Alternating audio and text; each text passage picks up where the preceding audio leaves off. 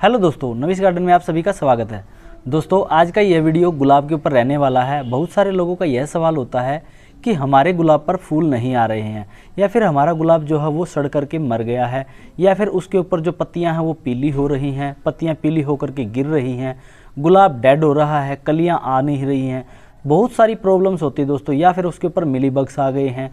इस तरीके की बहुत सारी दिक्कतें जो होती हैं वो व्यूवर्स को देखने को मिल रही हैं। तो उसके ऊपर मैंने सोचा क्यों ना एक ये वीडियो बनाया जाए जिसमें सभी को ये बताया जाए कि किस प्रकार से आप अपने गुलाब की देखरेख कर सकते हैं और गुलाब को घना कर सकते हैं। उसके ऊपर ज़्यादा से ज़्यादा फूल आएंगे दोस्तों, और पत्तियां जो होंगी वो भी बिल्कुल हरी भरी रहेंगी और उनके बीच में से निकला हुआ फूल काफ़ी सुंदर लगेगा।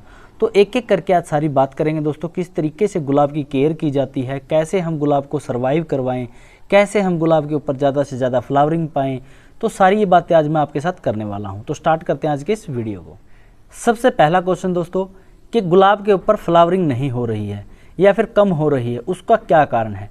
उसका कारण ये है दोस्तों, या तो आप गुलाब को जो है वो प्रॉपर वो एनवायरनमेंट नहीं दे रहे हो जो गुलाब को चाहिए। जैसे कि गुलाब को जो है पूरा दिन की धूप चाहिए, कम पानी चाहिए और फर्टिलाइज़र टाइम टू टाइम चाहिए दोस्तों। तो इस तरीके की जो कुछ बातें होती हैं उनका हम ध्यान नहीं रखते हैं, जिस वजह से गुलाब के ऊपर फ्लावरिंग कम हो जाती है।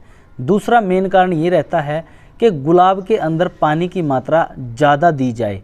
अगर हम गुलाब के अंदर ज़्यादा पानी डालेंगे तो गुलाब की जड़ें जो है वो सड़ना स्टार्ट हो जाती हैं। गुलाब थोड़ा सा ऐसा पौधा है जिसकी मिट्टी में हल्की सी नमी रहे तो ही ठीक है। अगर उसके अंदर दो से 3 दिन तक लगातार पानी ज़्यादा रह जाए तो गुलाब सड़ना स्टार्ट हो जाता है।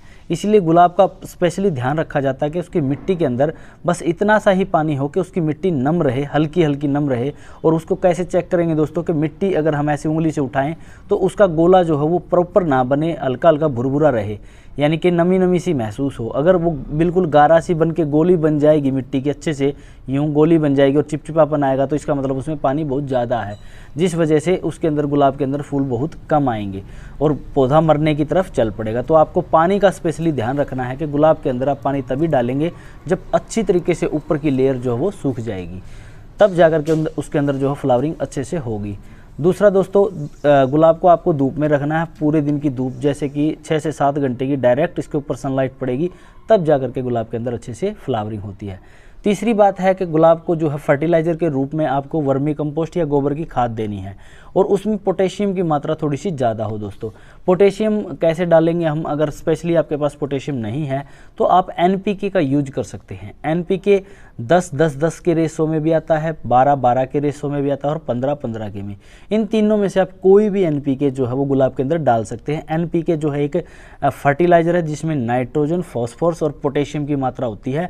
ये जो मैंने 10-10, 12-12, 15-15 बोला है, ये रेशो होता है, यानी कि 10 रेशो में ही पोटेशियम होगा, 10 में ही नाइट्रोजन होगी और 10 में ही उसके अंदर जो है वो आपकी जो फॉस्फोरस रहेगी वो होगी। तो दोस्तों, ये मिलेगा कहाँ पर?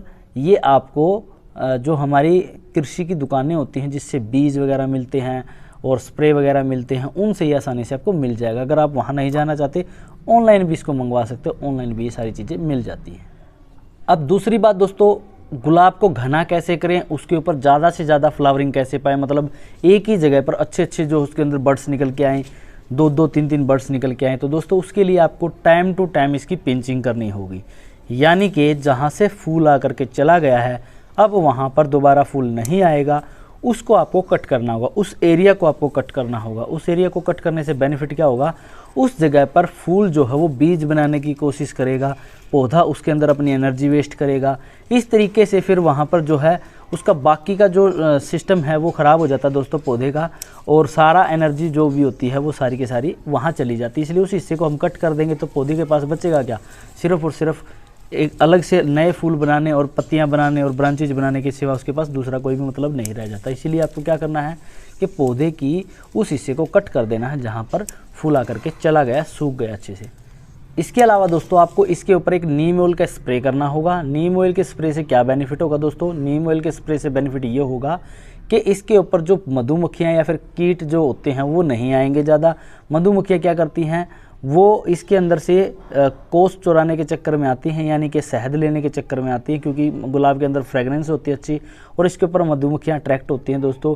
और मधुमक्खियाँ दूसरे पौधों पर भी बैठती हैं, वहाँ से उसके साथ जो बैक्टीरिया आती है वो इसके पोलन ग्रेन में जाती है, यानी कि इसके फूल के अंदर जो पोलन ग्रेन होता है दोस्तों, जो फूल के अंदर जो दाने से होते हैं वहाँ वो बैठती है, वहाँ पर वो बैक्टीरिया पैदा करती है और फूल जल्दी ही डेड होकर के गिरने की कोशिश करता है, यानी कि ख़राब हो जाता है।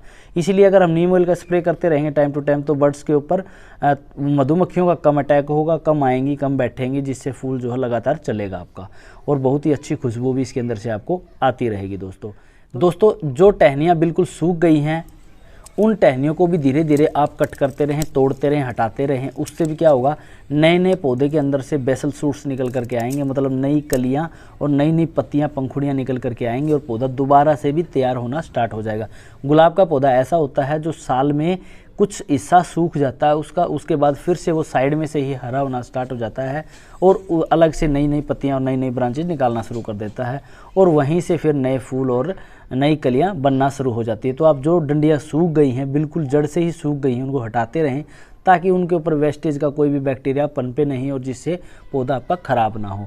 तो दोस्तों एक और सबसे ज़रूरी काम जो आपको अब सर्दियों में गुलाब के ऊपर करना है वो होगा बहुत ही इम्पोर्टेंट, जिससे आपका गुलाब मरेगा ही नहीं। दोस्तों अब सर्दियां स्टार्ट होंगी, ऊपर से पाला पड़ेगा और पाले के अंदर जो होता है गुलाब डेड होने के भी चांसेस हो जाते हैं।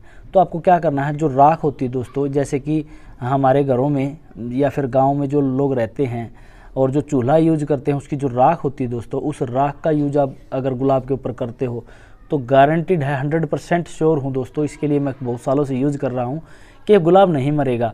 वो क्या करेगा, आपके पाले को रोक देगा दोस्तों, क्योंकि उसके अंदर जो है लकड़ी जली हुई होती है और लकड़ी के अंदर क्या होता है, चारकोल होता है, मतलब कि कोयला एक तरह का होता है, कैल्शियम कार्बोनेट होता है दोस्तों। तो वो उसके अंदर अगर आप राख को उसको स्प्रिंकल कर दोगे, उसकी मिट्टी पे से ऐसे साइडों में से, गुलाब के ऊपर नहीं छिड़कना है, मिट्टी में ऊपर एक लेयर बना देनी है। मिट्टी में लेयर बनाने से क्या होगा, ऊपर का पाला डायरेक्ट जड़ों पे अटैक नहीं करेगा और आपका गुलाब मरेगा ही नहीं। ज़बरदस्त ग्रोथ होगी दोस्तों गुलाब के अंदर, और आप देखते रह जाएंगे कि गुलाब में कितने ज़्यादा फूल आ रहे हैं। तो दोस्तों ये कुछ बातें थी जिनका अगर आप ध्यान रखते हैं, जो जो चीज़ मैंने बताई हैं वो डालते हैं NPK फर्टिलाइज़र के रूप में, गोबर की खाद और वर्मी कंपोस्ट, इन तीनों में से किसी एक का भी यूज अगर आप करते हैं अच्छे से, अगर NPK आप डालते हैं तो वो आप डालेंगे कम से कम भी 1 महीने के गैप पर, और अगर आप गोबर की खाद डालते हैं तो वो लगातार आप इसके अंदर नहीं डाल सकते, वो कम से कम 2-2.5 महीने के गैप के ऊपर आपको डालनी होगी 1 मुट्ठी गोबर की खाद। वैसे ही अगर आप वर्मी कंपोस्ट डालते हैं तब भी आपको 1-1.5 महीने का गैप लेकर के, 2 महीने का गैप लेकर के, थोड़ी सी मात्रा में, गमले के हिसाब से थोड़ी सी मात्रा में आपको क्या डालनी होगी, वो वर्मी कंपोस्ट डालनी होगी। उससे आपको ज़्यादा अच्छे रिजल्ट्स देखने को मिलेंगे। तो दोस्तों ये कुछ गुलाब से जुड़ी हुई जानकारियाँ थी जो मैंने आपके साथ शेयर की। इनसे अगर आप अपने गुलाब की केयर करते हैं या फिर और भी कई सारे ऐसे पौधे हैं जिनमें यही फार्मूलाज अपना करके उनको भी अच्छे से बचाया जा सकता है, तो आप लंबे समय तक अपने पौधे को ज़िंदा रख सकते हैं और उससे जो है होने वाले फ़ायदे जैसे कि फूल है, पत्तियां हैं, वो सब पा सकते हैं। तो दोस्तों आज का ये वीडियो आपको कैसा लगा, आई होप आपको ये वीडियो पसंद आया होगा। दोस्तों अगर आपको ये वीडियो पसंद आया तो प्लीज़ इस वीडियो को लाइक, शेयर, चैनल को सब्सक्राइब जरूर कीजिएगा। इसके ऊपर इसी प्रकार के इन्फॉर्मेटिव वीडियो में लाता रहता हूँ। आज के वीडियो में इतना ही, मिलते हैं नेक्स्ट में, तब तक के लिए धन्यवाद।